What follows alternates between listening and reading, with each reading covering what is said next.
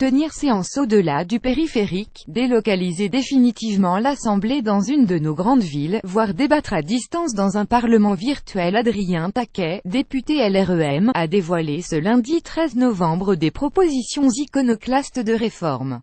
Faut-il raser le Palais Bourbon? Interroge cet élu des Hauts-de-Seine de 40 ans dans une note publiée par la Fondation Jean Jaurès, où il rappelle le serment du jeu de paume de 1789, selon lequel partout où ces membres restent réunis, là est l'Assemblée nationale.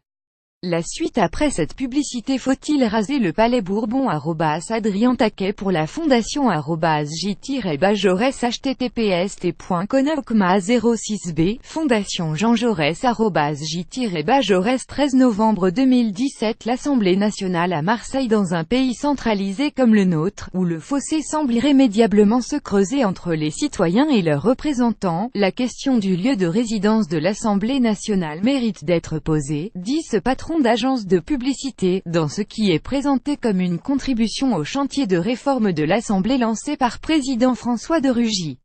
Au Palais Bourbon, le confort remonte au XIXe siècle, la connectivité au XXe, dit-il.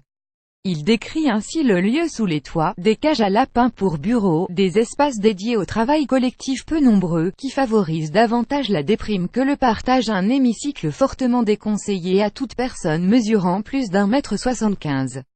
Libérons-nous de cette contrainte pour imaginer l'Assemblée de demain, propose le nouveau député.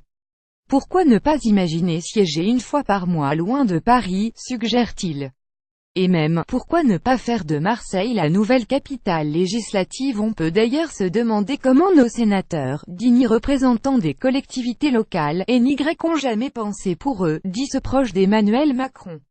L'Assemblée de demain n'aura peut-être plus aucune réalité physique.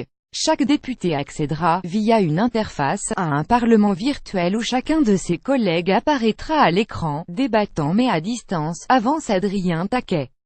Un débat nécessite un éclaircissement, un expert sera auditionné instantanément, un ministre sera interpellé directement de bureau, dépeint-il. Le Palais Bourbon pourrait selon lui être transformé en une maison de la démocratie, vivante et ouverte à tous. Des propositions légèrement provocatrices, reconnaît volontiers Adrien Taquet, qui ne manqueront de faire réagir ses collègues de l'hémicycle. Avec AFP.